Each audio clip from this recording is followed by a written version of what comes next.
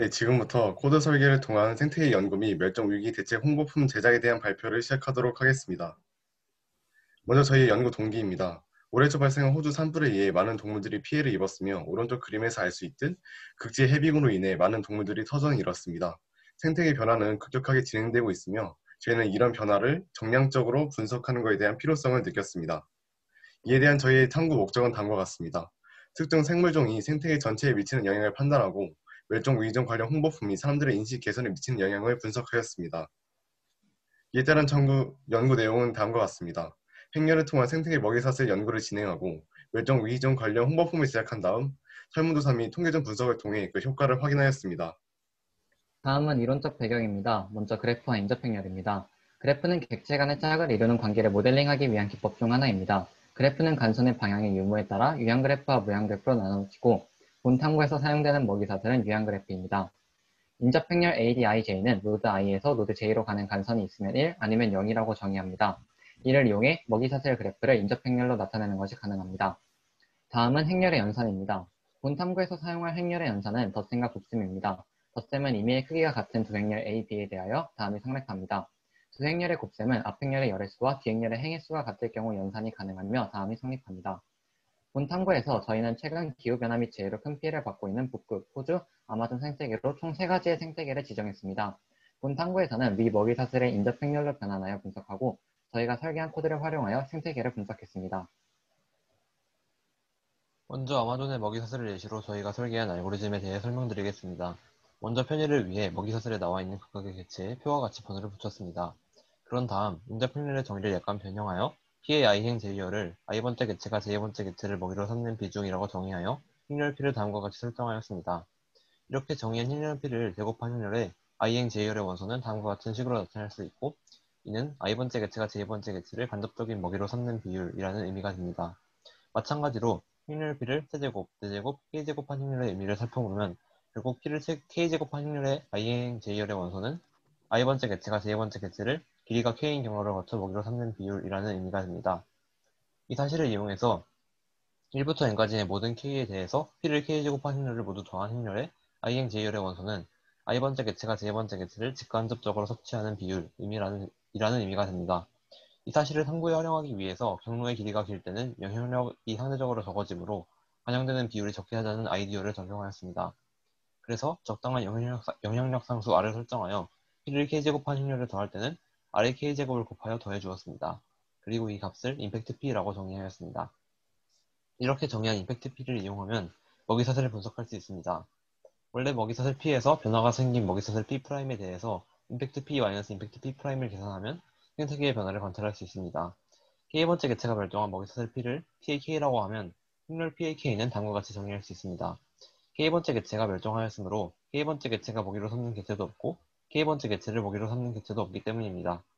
이제 모든 K에 대해서 임팩트 P-임팩트 PAK를 계산하는 알고리즘을 설계하면 각 객체가 멸종했을 때 생태계에 미치는 영향을 계산할 수 있습니다. 그래서 저희는 다음과 같이 코드를 설계했습니다. 먼저 이미 행렬 A에 대해 임팩트 A를 계산하는 함수를 작성하였습니다. 프로그램이 시작되면 행렬 데이터를 입력받은 뒤 임팩트 P를 계산합니다. 그런 다음 모든 K에 대해서 임팩트 P-임팩트 PAK를 계산합니다. 그런 다음 임팩트 팩터가 큰 수를 정렬하여 결과를 출력하였습니다. 이때 임팩트 팩터는 행렬 임팩트 P-임팩트 PAK의 모든 원소의 합을 의미합니다. 다음 그림은 이 코드를 활용하여 아마존의 먹이사슬을 분석한 결과입니다. 이때 영향력 상수 R은 0.5로 설정하였습니다. 마찬가지로 호주의 먹이사슬도 다음과 같이 행렬로 나타내었고, 이를 프로그램을 활용하여 분석한 결과는 다음과 같습니다. 역시 북극의 먹이사슬도 행렬로 나타내었고, 프로그램을 활용하여 분석한 결과는 다음과 같았습니다. 세 가지의 먹이사슬을 분석한 결과 저희는 다음과 같은 결론을 내릴 수 있었습니다. 다른 개체와의 연결 관계가 많을수록 전체 생태계에 잠재적인 영향을 끼칠 수 있는 개체일수록 임팩트 팩터, 즉 생태계에 미치는 영향이 컸습니다. 본 탐구를 통해 생태계에서 각 개체가 미치는 영향을 파악할 수 있었으며, 이에 따라 사람들에게 멸종 위기종을 알림으로써 생태계를 보존하기 위해 노력하는 태도를 함양시키는 홍보품을 총 3회에 걸쳐 디자인했습니다. 홍보품의 주제는 Remember Me로 멸종 위기종을 잊지 말고 보존해달라는 의미를 갖고 있습니다. 1차 작품은 학생들이 자주 접하는 책갈피입니다. 앞면은 홍보품의 주제, 뒷면은 탐구에서 진행한 3가지 영역에서의 멸종 위기종의 정보를 기록했습니다. 저희는 홍보품이 사람들에게 미치는 영향을 알아보기 위해 설문 결과를 분석하였습니다. 설문은 홍보품을 사용한 집단과 사용하지 않은 집단을 대상으로 진행하였습니다. 우선 설문조사 결과를 엑셀 데이터 분석 프로그램을 이용하여 T검정을 진행하였습니다. 등분산 가정 T검정에 앞서 등분산 검정을 수행하여 두 모집단의 분산이 같은지 비교하였고 등분산을 가정할 수 있음을 알 수 있었습니다.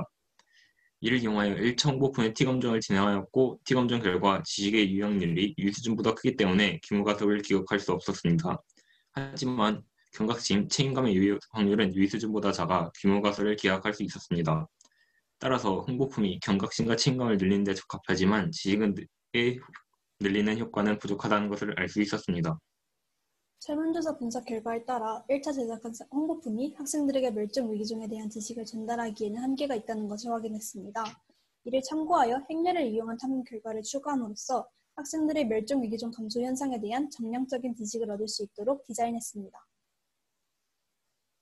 2차 작품 역시 1차 작품과 비슷하게 T검정을 진행하여 홍보품이 지식과 책임감을 늘리는 데 적합하지만 경각심을 늘리는 효과는 부족해졌음을 알 수 있었습니다. 본 원인은 생물종 다양성을 위한 구체적인 방안을 파악하기 어려워 경각심을 늘리는 효과가 부족한 것이었는데요. 따라서 이를 해결하고자 탐구 결과의 내용을 단순화하고 학생의 수준에서 충분히 실천할 수 있는 해결 방안을 추가함으로써 디자인을 보완했습니다. 그 결과 홍보품이 지식, 경각심, 책임감을 늘리는 데 적합함을 알 수 있었습니다.